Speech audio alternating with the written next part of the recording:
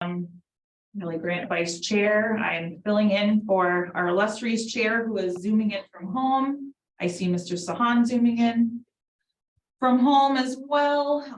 And we have two in person, so we do have a quorum. And we are here to discuss our tax classification. So before the tax rate can be set, the Board of Selectmen must hold a public hearing each year to consider the tax rate options available to the town. The hearing is held after the assessors have determined final values and reported this information to Massachusetts Department of Revenue. The purpose of this hearing is to determine the percentage share of the tax levy that each class of property will pay. The CFO, Administrative Assessor, and the Board of Assessors are here tonight to provide data relevant to this process so that we can adopt parameters for the fiscal 2023 tax bills. Having said that, I move to open the public hearing. Is there a second? Second. So moved. We are open. Miss Mary McKinnon. Anyway. Evening, and thank you for being here. Are we waiting on Michael or are we going to get started? We're gonna go. Okay, all right, fantastic. So prior to today's meeting, you should have received some documents from me yesterday. Hopefully you have access to those in front of you because we'll use those to go through our conversation. And as Kelly had announced, we do have our Board of Assessors as well as our Administrative Assessor here to answer any questions that you may have during this process. But this is our annual hearing where the Board of Selectmen play a critical role in adopting parameters that guide how we issue our actual tax bills for third and fourth quarter. So we are adopting parameters for the FY23 tax bills, which will be scheduled to go out to all of our residents and businesses by January 1st. There are several different things that we need to talk about and vote on this evening. So to take a quick look at our agenda, we're going to go through some slides so that you can see what's happening here in the town of Bellingham with respect to our budget as well as with our property valuations and give you some context by which we're going to make a recommendation for the factor to be adopted this evening. We will need for this board to take 5 votes. One is the residential factor, one is the small business exemption, one is to adopt the water exclusion, to adopt or not adopt a residential a motion to continue the public hearing. Am I speaking in stereo? No. Sahan, can you mute yourself, please? Yes. Thank you. Thank you. No, I turned yours is all the way down. Okay, fantastic. Fantastic. All right.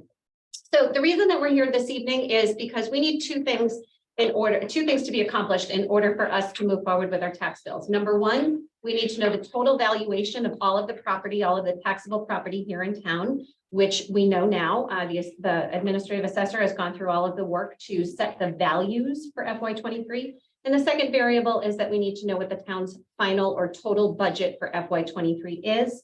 We know that because we've concluded town meeting, which we had a fall town meeting on the 16th of November.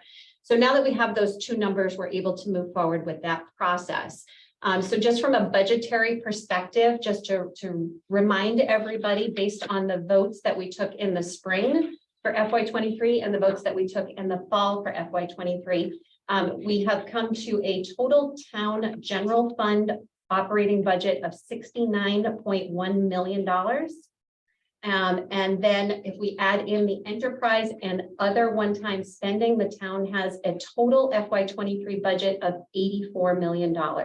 So what you'll see here are the sources of revenue that are used to fund our budget, and down below are the areas, the functional areas of expenses on how we spend those dollars that we've raised to support our budget. You can see that 74% of our funding source comes from taxation, from the tax levy across all of our property classes. 18% comes from various forms of state aid, and about 8% comes from local receipts, items that we derive here locally at the town level. So that's where we stand with our budget.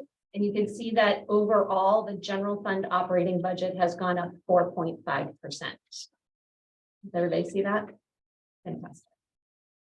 All right, so we have a number of things that are happening with our property values in town. And this is where we get to hear from our assessor to give us some exciting news of what kinds of changes we see in our property portfolio, if you will, For FY 23, some of the projects that have started 1, 2, or even 3 years ago that have now come to fruition, as well as to talk about an outlook for future years. And so I think hopefully what we'll do is start with new growth, because in your handout, you'll see a chart here showing the areas that we have a lot of new growth here in town. I will point out for you that when it comes to the FY 23 budget, our property tax levy, as you know, we have a proposition 2.5 here in the state of Massachusetts, which limits the increase of the entire levy to 2.5%. So the entire levy can grow by 2.5%.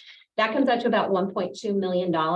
Our new growth for this year for FY 23 actually came in higher than that. It came in at 1.317 million. So it was about 2.7% increase, slightly higher than our limited 2.5% increase. So Betsy, do you want to talk about some of the areas where we saw some growth this year? Sure. And thank you for having me. And in case you don't know, Tara Damiano is our chairman and Lynn Roy is one of our board members, in case you haven't met in the past.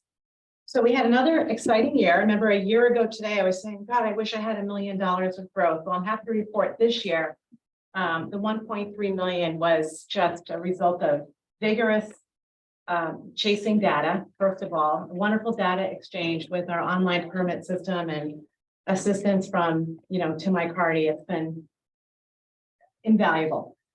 But let's just go down the line here. Overall general increases in the value, and this is because the state every year does a statistical review of our numbers. There were over 300 sales that were analyzed in order to come up with these numbers. I don't think it's a surprise to anybody when we see these increases, because I think we all know the market has been crazy. So our single family homes are going up 12%, condos 13%, 2 families 11%, 3 families 16%. Vacant land is going up 5%. That's what's happening in our residential sector. I don't like to spend too much time on commercial and industrial because A, there's never enough sales, and B, most of the growth we got in the industrial sector was because of the completion of the Trimark warehouse. So that's why that number is staggering at 26.6%. So the residential growth, $686,000 of it, we put 32 new single-family homes on the tax rolls. Those homes came from primarily Candlelight Village.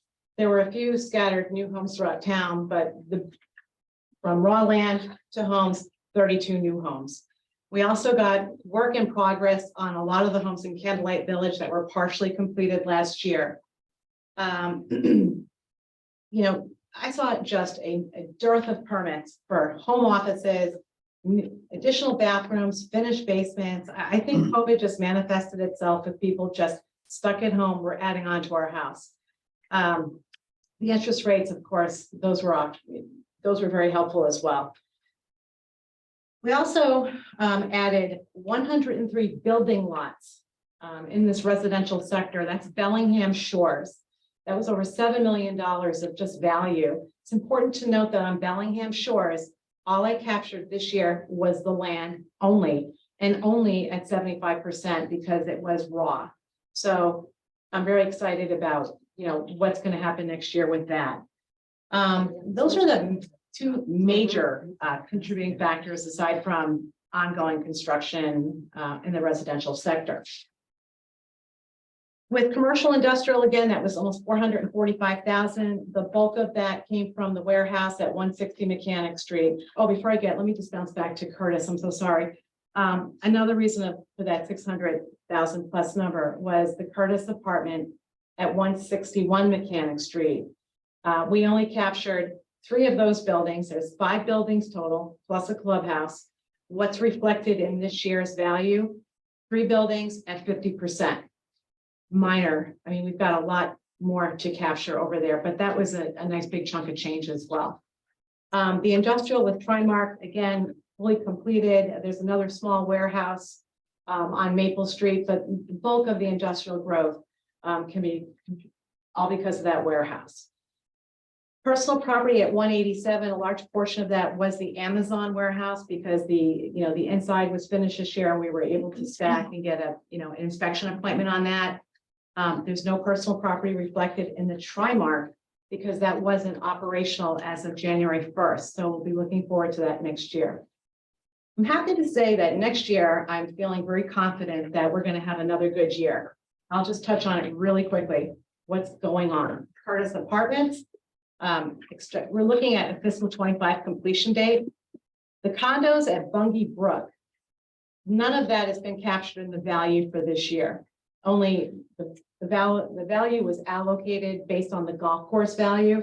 So there's no additional value because of that condo. I just created it at the developer's request for simplicity so that you could sell them complicated statute stuff. But that their building permits have been issued for that. They're going gangbusters according to Tim.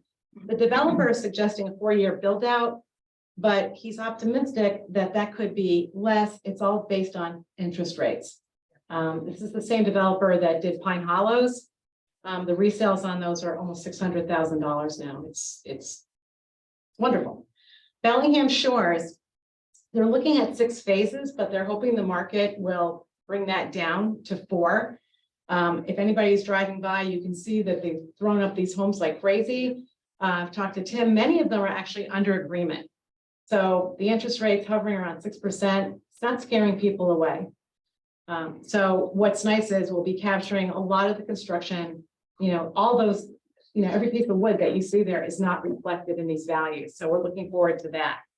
152 Depot Street has been approved at 211 square foot warehouse. Permitting phase is going on right now.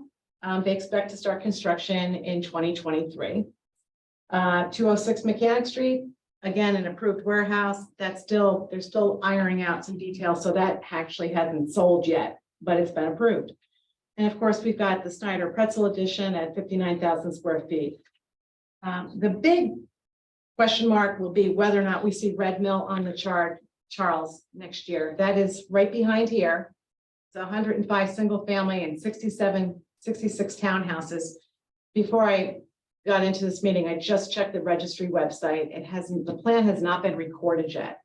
If that plan gets recorded by December 31st, I will be adding all of these parcels to the tax rolls for fiscal 24. I just don't know if it's going to happen. It would be marvelous if it did, because I would create these units and assign a site value. But I think the big picture I'm trying to convey here is that I think we have some healthy growth in the years ahead. I don't know if it'll be 1.3 million, but I'm very happy to report that I'm very pleased with this number this year. And we went, we were like fine tuning every detail that we could. And we were able to do so. Any questions?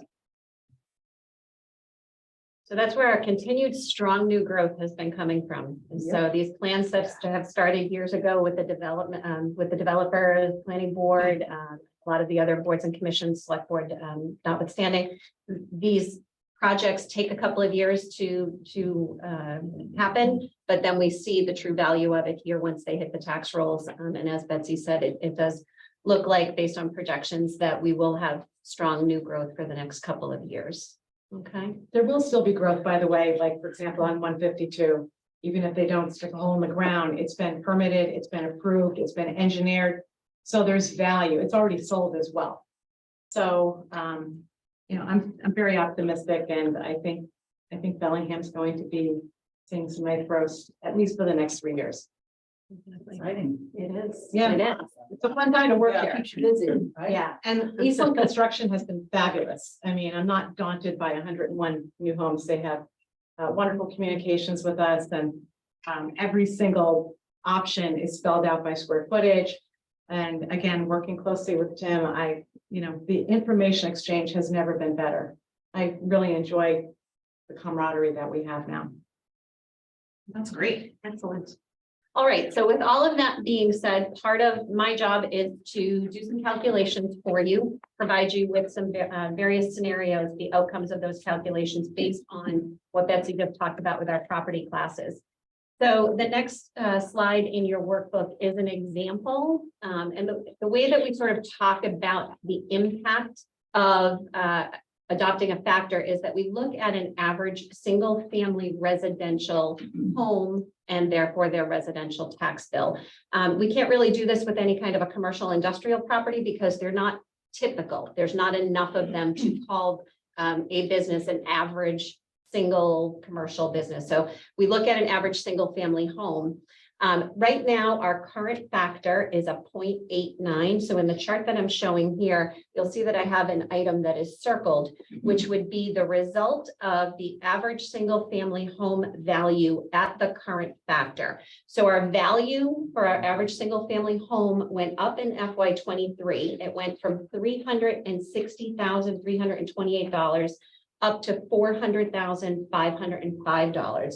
So that was just over an 11% increase on the average single family home. The resulting tax impact, if we were to stay at the current factor of a 0.89, would result in an average single family tax bill of $5,211.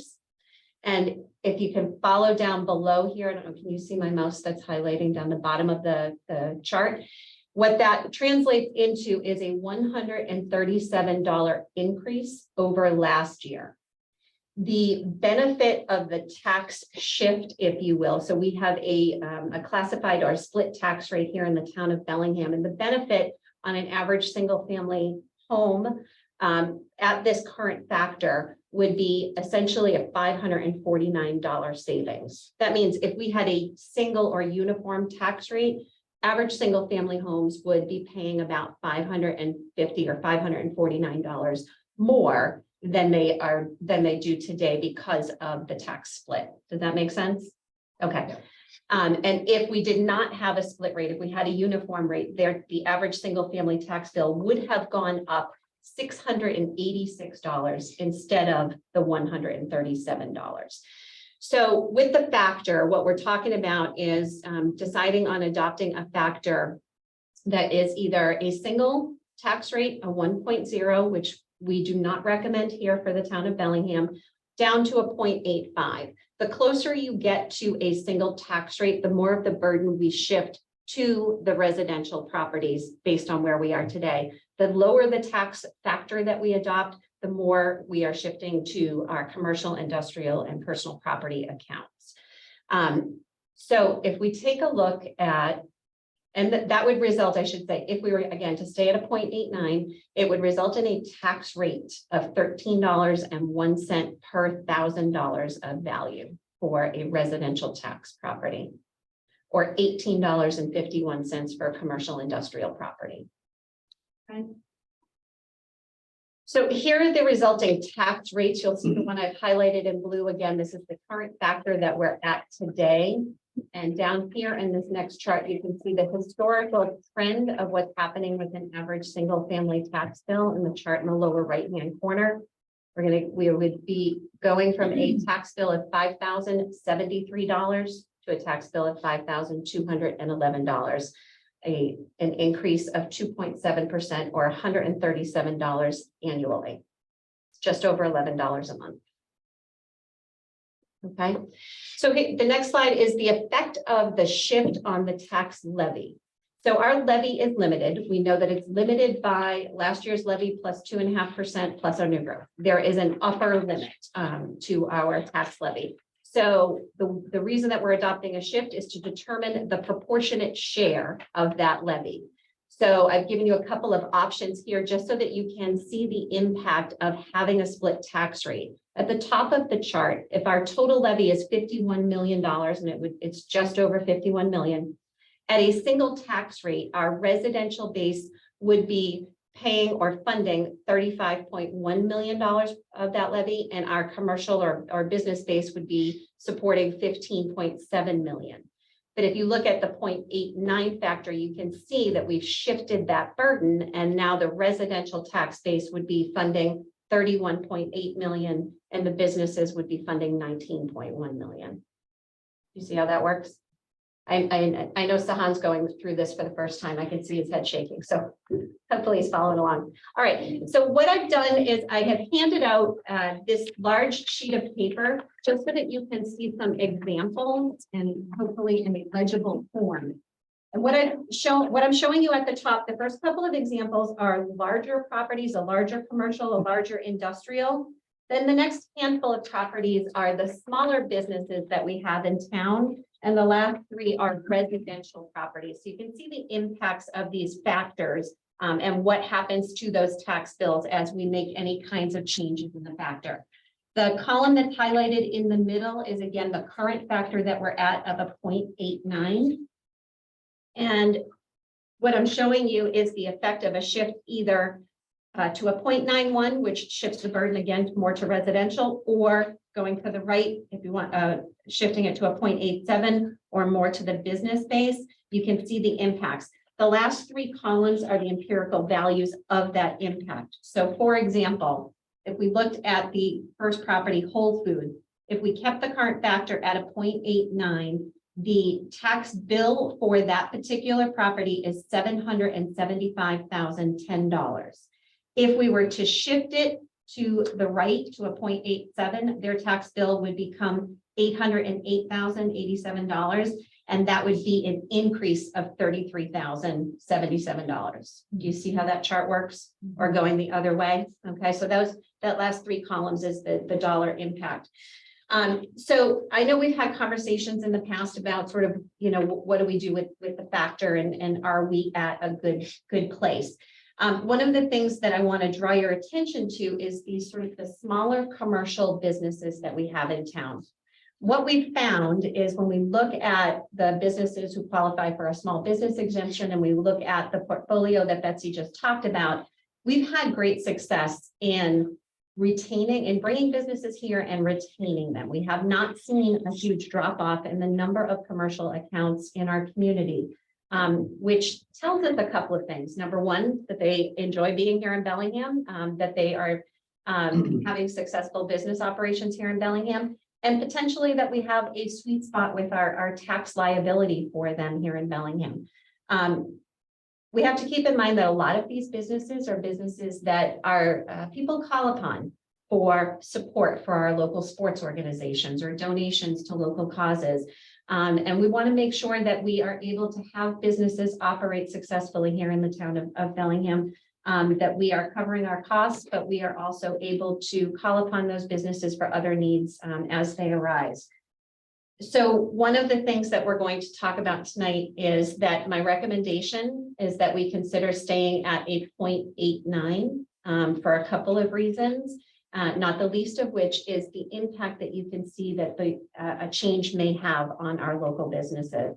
So if we look at the third one down, for example, which is a smaller business, and these were just chosen at random.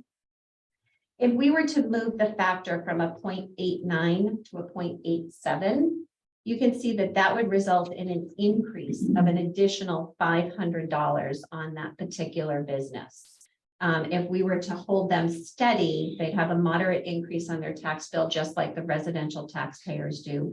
And if we were to shift it to the left to a higher factor, and I just chose 0.89, you would see that the businesses would save about, or that particular business would save about $2,600, but that burden would then be shifted over to the residential taxpayers. Okay. Do you see how that works with the smaller? So we don't get to pick and choose when it comes to our tax liability. And I know that in some cases, perhaps we would like to see some of these bigger organizations, bigger facilities take on more of a burden, but that's not how taxes work. Taxes are based on value, ad valorem taxes here in the town.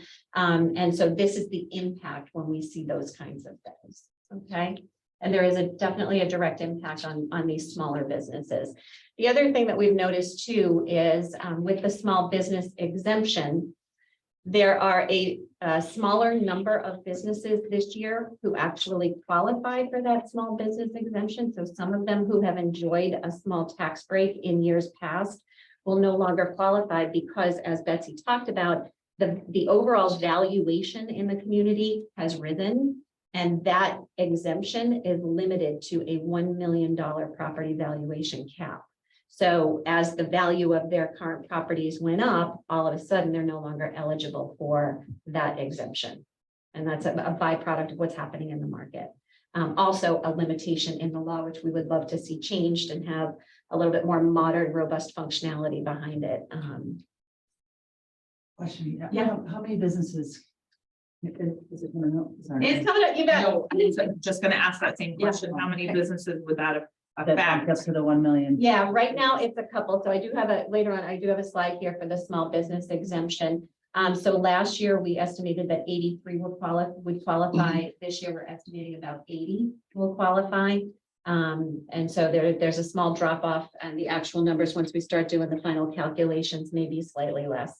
So their eligibility is that their total commercial value has to be under $1 million. And they also have to have less than 10 full-time employees per the Department of Employment and Training. Okay.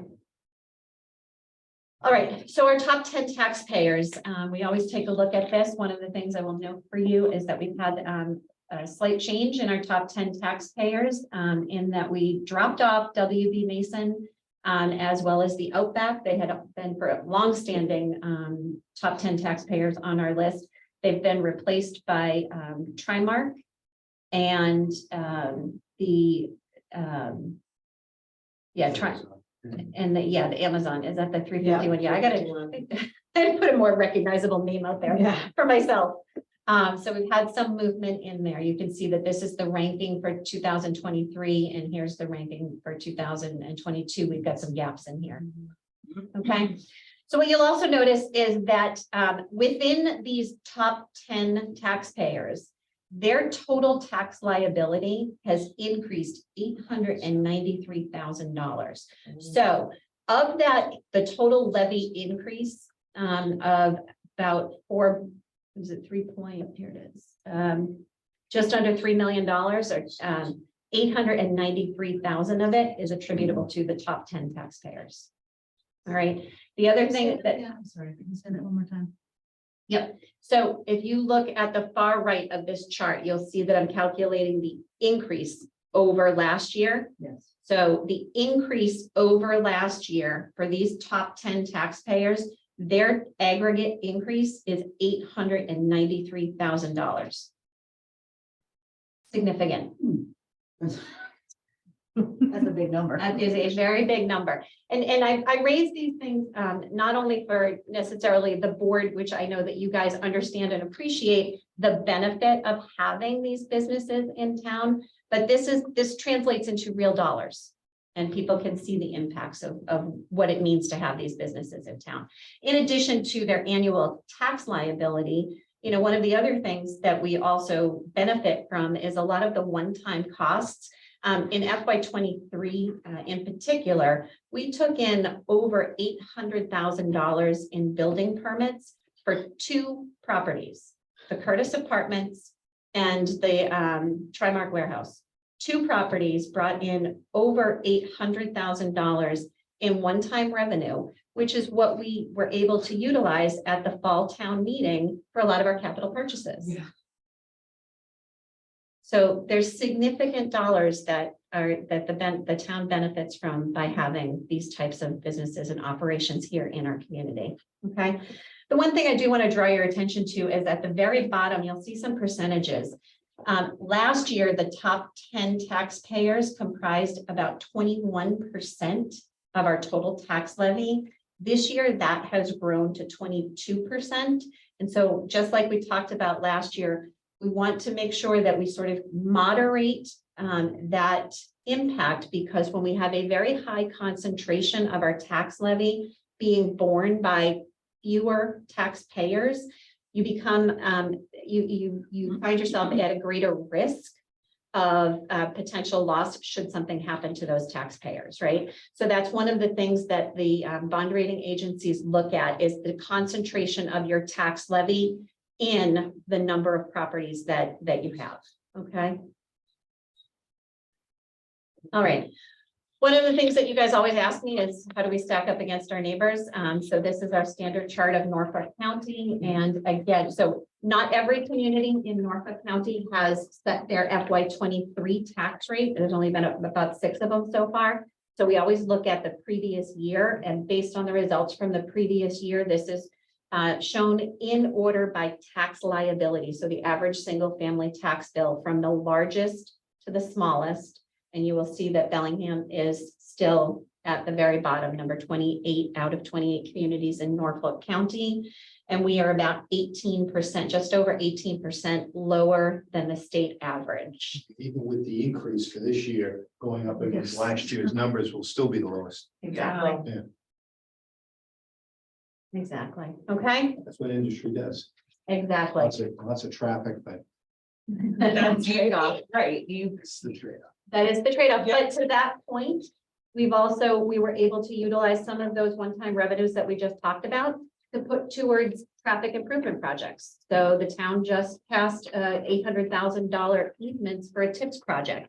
We recognize that there's traffic impacts and we are doing our level best to find the funding to address those issues as they happen. All right. So I mentioned a moment ago that our recommendation is to retain a factor of 0.89. And so the typical question would be why? Number one, to maintain some consistency across our tax base. Not only have we heard from our residents at town meeting, but we've also seen from our businesses that, that they are still operating successfully here. One of the things that we did see is we saw a very strong return in our meals tax. Our meals tax went up about $75,000 higher than we had projected, took in over $400,000 here to the town of Bellingham just from restaurant sales. And so we eat out a lot here. there are a lot of folks who do like to eat out. And it's not just here, it's a trend across the Commonwealth, that people are supporting their local businesses and they're eating out, they're buying local. And so we're seeing that. We also want to make sure that we don't lose sight of the fact that we want to level out the impacts of moving the stormwater operation, which used to be funded by our general fund and is now a separate enterprise fund. So that cost didn't go away, it just went to a different place. And that we also want to ensure that we are retaining these smaller commercial businesses in our community that are such a vital part of our community. They're the restaurants that we go eat at. They are the salons that we get our hair done at. There are nail salons. There are our doggy, daycare providers. There are a lot of small businesses in town. We want to make sure that we're not trying to adversely impact them with big changes in our tax base. And again, the last one is to bear in mind the increasing concentration of the tax levy borne by those top 10 taxpayers. Small business exemption, we jumped ahead and we looked at that just a moment ago, so you have that in your handout. All right, so with that being said, any one of us can entertain any questions that you may have regarding the data in front of you. And then short of that, I'm going to ask this board if they can make some motions that we had talked about at the beginning of the meeting.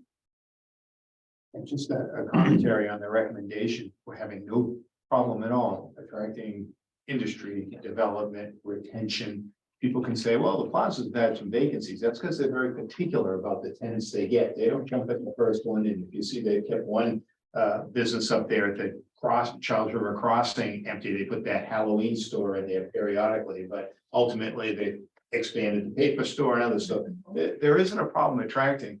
And I think from the residential perspective, we're still at the bottom of the list in the county. So I think it's a sweet spot. I think that 0.89 is a sweet spot for us. And until we see some drastic changes that we can point to and say, as we have in the past, hey, residential values are skyrocketing, commercial, industrial are plummeting. We need to do something. That's not the case. I think it's right where it should be.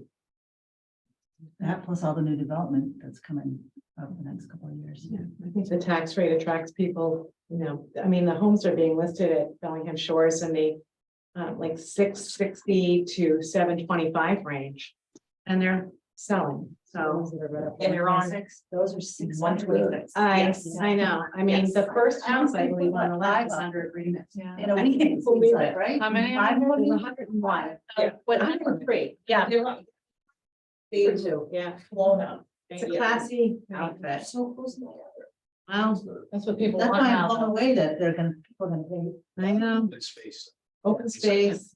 It's Yes. cluster development. It's a type like hybrid, there's a lot of open Okay. space or the Toll Brothers development. Yes. A lot of, so you'll have woods all around you. Eventually, when it grows back. Yeah. Good point. I don't know, Cross Street is a little unsettling at the moment, but. I think next year, when we have this conversation next year, might be a better indication of what is happening with the recession Mhm. and the increased interest rates versus what we're seeing this year. Because I would be very interested to see what commercial looks like next year, because it looks like, given everything that Betsy's provided, that next year we're going to see a ton on the residential side, but if there's not even a permit filed for Red Mill yet, we can't bank on that. I mean, Curtis will be mostly completed by then, so you'll capture that, but Yeah. it's going to be much more than. Yeah, it'll be interesting to see how that comes to fruition, but the other thing that I'm going to be keeping an eye on, certainly over the next 18 to 24 months, is our rate of delinquencies. So if we truly head into this recessionary period that is being projected, not as bad as it's anticipated to be, but we're seeing some uptick in some of our delinquencies with water bills and with tax bills. And we need to make sure that we keep an eye on that. And right now, we haven't seen the full impacts of that, of some of these $700,000 homes being purchased at 6% and 7% interest rates. Are they going to continue to be affordable for folks? Well, I just add what's interesting is I had a conversation with a real estate agent just recently, and I asked him what the market was like. I've known him for years, and he's been in Bellingham for 35 years. And he said, what's happening now is that homes are still selling, not at the crazy pace, but what they're seeing is that you don't have 50 people at an open house. You have 10 to 15 and you're getting offers at asking or just above asking. So it's not the crazy land that it was, but homes are still selling and they're getting asking or slightly above asking price. So that's still going on in Bellingham is what he told me. He says the market's still good. As an agent, he just has to work harder, that's all. But they're still selling. Yeah. It's not a lot of resales. I mean, what's Yeah. selling is the new stuff. I monitor the pricing. And, I used to see stuff 6 months ago that might sell for 50 or 60 over ask. Now I'm seeing 10 under, 10 over. Yeah. But stuff is still Exactly selling right. quickly and there's no inventory. There's really Mhm. nothing, there's like 2 or 3 closings a day. I think the whole month of November, I've had 17 sales. Just nothing out there to buy. Yeah. All right. So I'm in a good mood. And I'm gonna be the voice of dissent because this is my 14th time doing this and I am shocked that we're not moving the number from 0.89 to as much as 0.91 for the following reasons. The increase is $137, yet the spread between Bellingham and the next lowest is $279.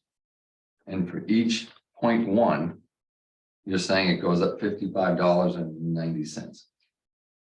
Right. So we're creating a bigger spread between Bellingham and the next town. So, I'm sorry, go ahead. Okay, All right, so to that point,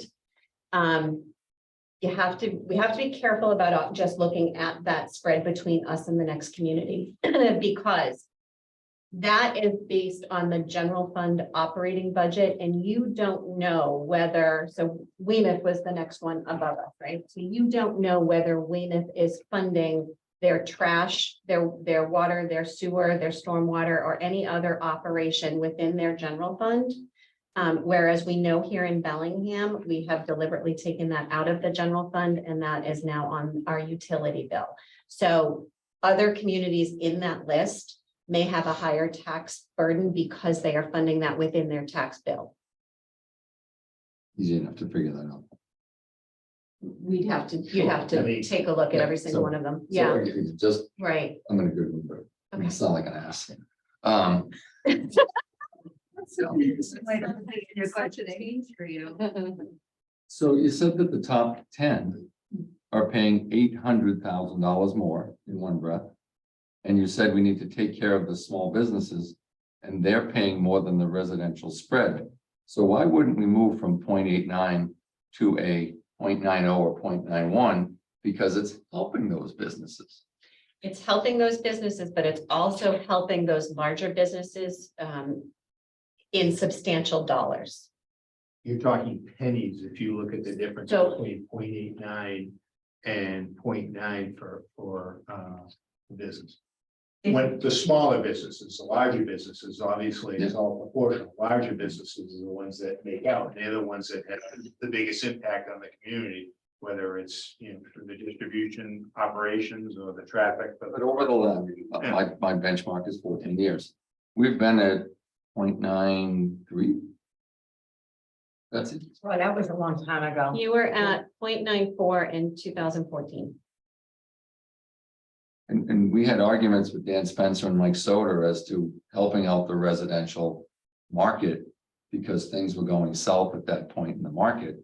And now they've gone the opposite and we're not going to do the reverse. The reason for the spread in the 80s and 90s was because that housing prices spiked and commercial did not.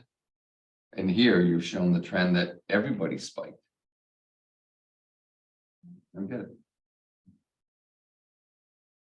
I think in the simplest terms, one of the big reasons that the board in the early 2000s looked at a split rate was because of the impact of the electric plant on Maple Street. They said, if we're going to encourage industry and we're going to support this industry, let's get something out of it. And really, that was the onset. I know what you're referring to at one point in time when residential values were coming down and commercial and industrial were coming up, but it's difficult to gauge commercial and industrial because, as Betsy said, we had so few sales. So, you know, it's opposing views. As you say, I remember Mr. Spencer always arguing for the 0.85, and you've always taken the opposite approach. And I think we all anticipated that. That's And that's fine. I'm just, I know. Yeah. Good. I look at this from there is a sweet spot. And the spike of $137 is, you know, is like $44 a quarter and appreciating everything else. And I think in the grand scheme of things of valuations, you know, if you can have the argument with anyone in town that says the rates go up, blah, blah, blah. And it's has nothing to do with, as you say, it's about the budget and it's about numerators and denominators. And that's the bottom line with your home is valued. But we haven't had, what we have had over the last 10 or 15 years, those dramatic swings when Caryville Crossing condos spiked 20% while residentials didn't. And here we have across the board adjustments. I have a question, and maybe it's a question for you.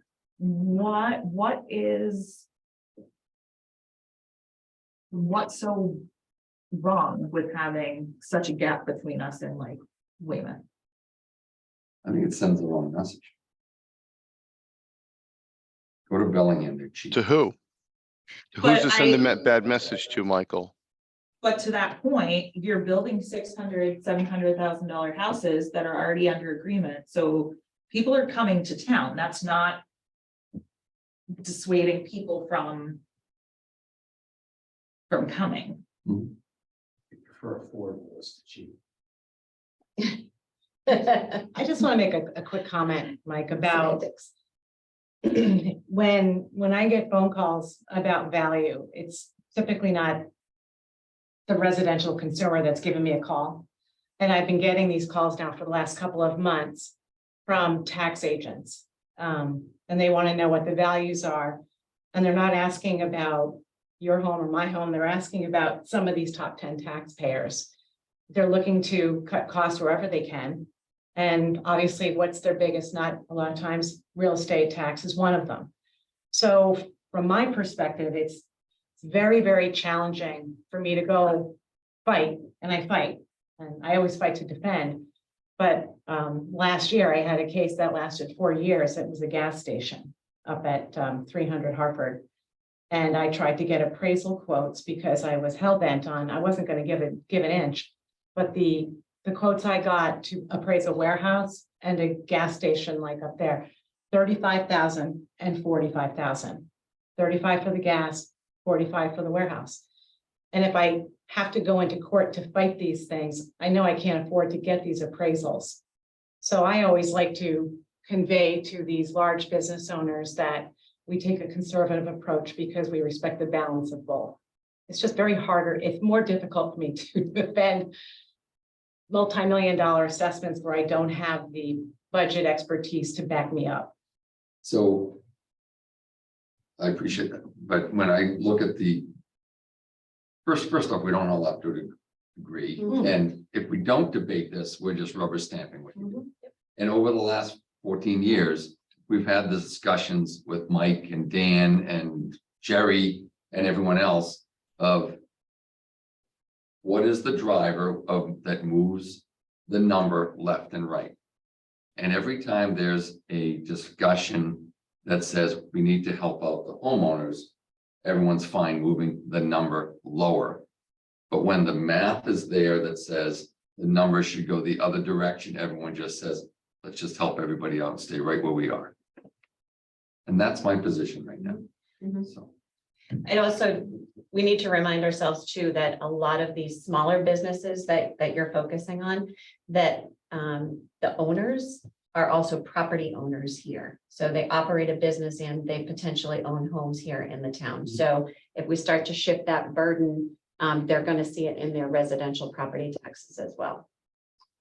right, with the last time we had a great debate about this was with the 2.5 override, and people, we were ready to move the number higher, closer to 1, and we came off and Mike was, hey, we just had a 2.5 override, people already took the hit, so let's not do it now. I would ask a general question and I want an answer.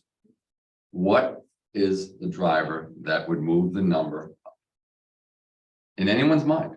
I think that's what it is. It's the 5 of you, your mind. No, but what is it? You have a position. I think it has a lot to do with the market and whether or not we're seeing businesses close up. If we think our taxes that we're assessing on these businesses is unreasonable and it's driving them away, I think it's just the opposite. We have people coming here, not just because residential is affordable, but because of the tax burden for commercial and industrial is affordable. Trimark, they moved out of wherever they were in Massachusetts to come here. So. Because they could look at it and they might be saving $400,000 or $500,000. And then you look at Schneider, rather than go somewhere else, they want to expand here.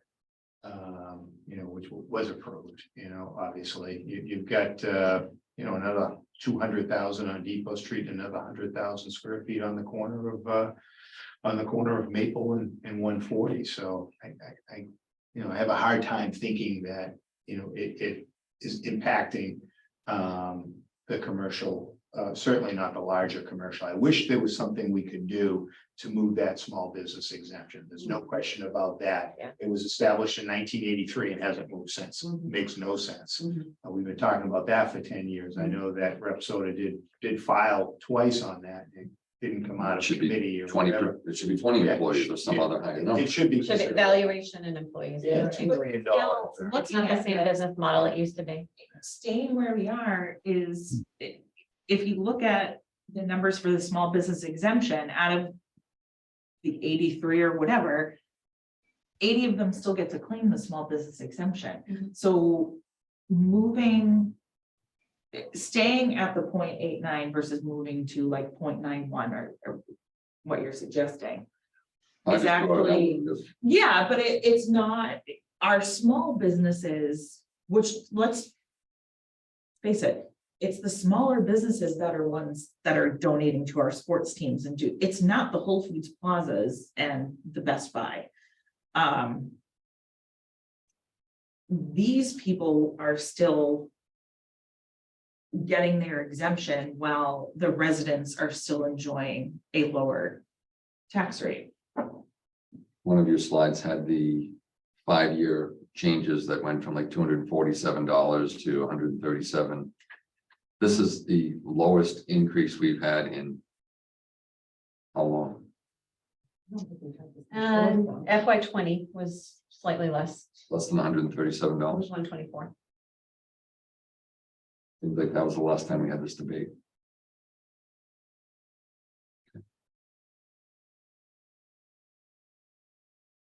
But that was also the prelude to a conversation for the override, because you'll see the next year it went up 272, which is the Mhm. year that we brought forward the override. Yeah. And that was the year we moved to the right. With that.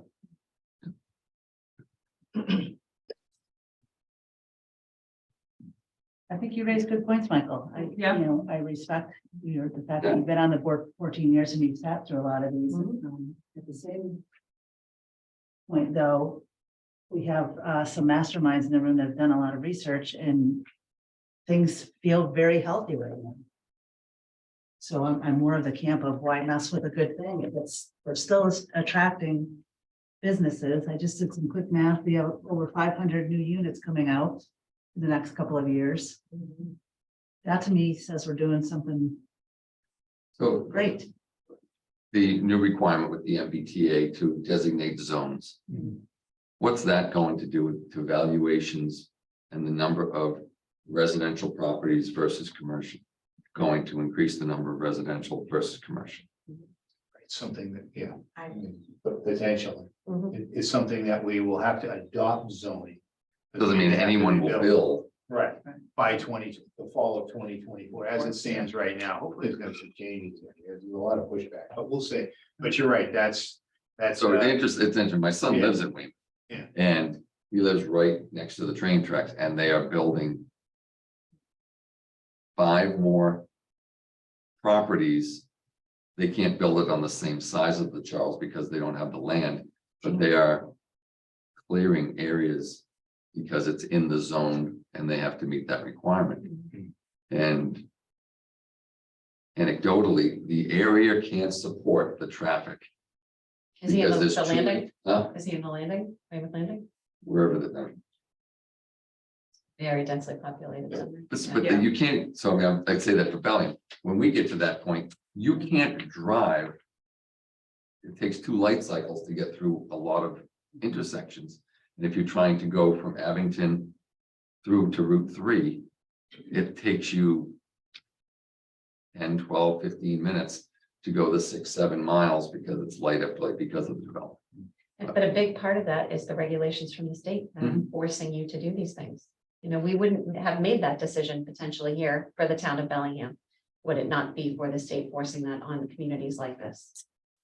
It's And unfortunate. there'll be no shortage of property owners that want their properties rezoned for it. We're already hearing from multiple properties throughout town. Makes for an interesting discussion of the Hartford redevelopment of residential for the overlay. Yeah. I can't predict what the effect, I can't answer your question effectively because I don't know. Things that I think would be a deterrent in value to me personally are not to others. I mean, we've had houses on Hartford, 3 months ago, right off the exit, a few, doors down. It sold over as, I was surprised, so. I mean, obviously, I work at the school department and people are there, they can't rationalize what the MAPC is saying. That our enrollment's going to go down with this type of development. But it keeps going down. Yeah, it does. It does, it's amazing. But it has more to do with the options parents have Yeah, today, as opposed to your child's Well- going to go to the public school system. but, okay, so here's the argument on the flip side. Because taxes are so low. Ready? We can afford to pay to have our kids go somewhere else. And hence, we're not getting the money for our schools. Except if the number of people that aren't paying, Yeah. you send your child to a charter school, Or you're not, school choice. yeah, you're not paying for that. No, I agree. That's Yeah. where the bulk of it is. Yeah.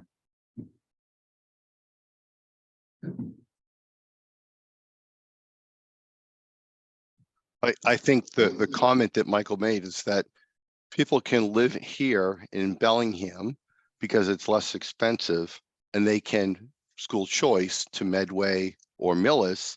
Instead of them moving to Medway or Millis, which is obviously a lot more expensive to live in, they can live here, drive their kids to school every day. So we're losing those kids. We're not losing the kid. We're losing the kids because those families think that our school system isn't strong enough for their kids. That's why they're moving. They're not moving for anything else other than that. It's their perception, not reality. And don't lose sight of the fact that it's not just Bellingham having that challenge. It's amazing how many students just move around the Commonwealth from their current community. Parents are just not happy with services that they expect their child to receive You see in the a high given school that- school district. And it's not just here. And you know, play football all the time. I have a student who was an athlete at Ashland and their school choice into Medway so that they can be in our wrestling team. Doesn't make any sense. Anyways, let's get over it. Alrighty, That's emotions.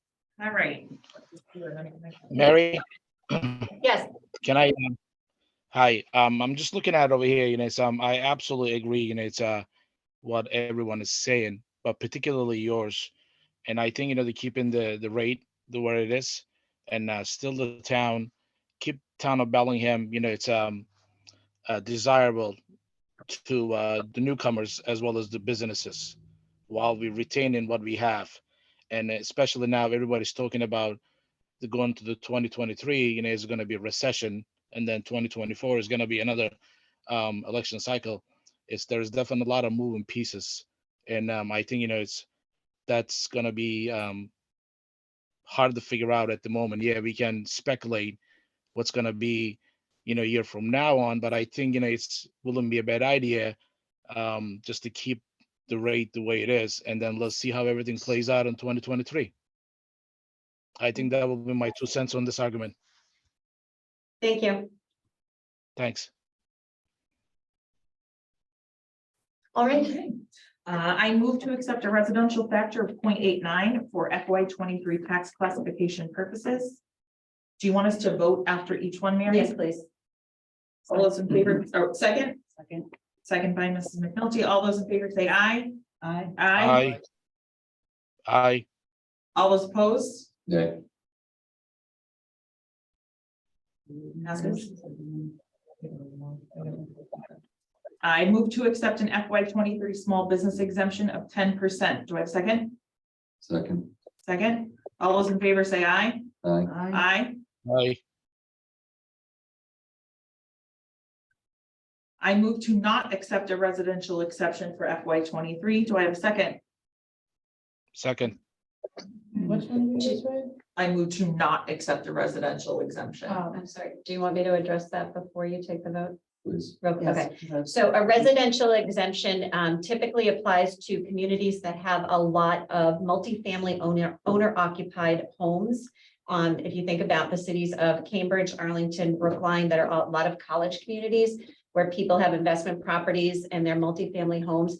If you also live in your home, there is an incentive. Communities will adopt a residential exemption factor as an incentive for those people to occupy their own home. And the reason behind that is communities like these larger cities want to make sure that the people who own those homes live in those homes and therefore take care of those homes. If you just have investment properties in a lot of these college communities, they can, become eyesores and blight. And so there is an incentive for that type of a property. We don't have that kind of a characteristic here in Bellingham. So the recommendation is to not accept a residential exemption. Do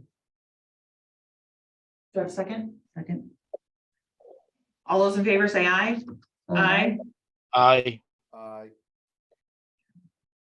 I move to accept an exclusion for FY 23 of $740,000 for water debt repayment. Second, All those in favor say aye. aye, Aye. Aye. And lastly, I move to continue the public hearing until 10 a.m. on Friday, December 2nd, 2022. Do I have a second? Second. Second. All those in favor say aye. Aye. Aye. Aye. So moved. Public hearing continued to Friday at 10 a.m. Thank you. Thank you. Thank you all. Thank you. Okay, so we have satisfied this. Seems to be agenda. Do we have any new business? Nothing. No. Old business. Spring turnout at the I don't know over the weekends, I thought that, or not the weekend. Oh, Saturday, yes. Trustees. A lot of people there. Yeah, we had one of the biggest turnouts I can remember there, and It was a beautiful night, sure that. oh, and the kids with all the, thanks for all the glow stuff. Dennis, the kids and adults with all the glow stuff, it was, oh, it was great, and Santa on fire truck, you can't beat it. All right, so having satisfied our agenda, I make a motion to adjourn at 6 p.m. Do I have a second? Second? All those in favor say aye. Aye. Aye. Aye. Meeting is adjourned, so we will see everyone via Zoom in person. Zoom, it should only be a few minutes. Okay. And you're welcome to come. Zoom. I'll let Zoom on Friday. Oh, okay, good. All right. Thank you all.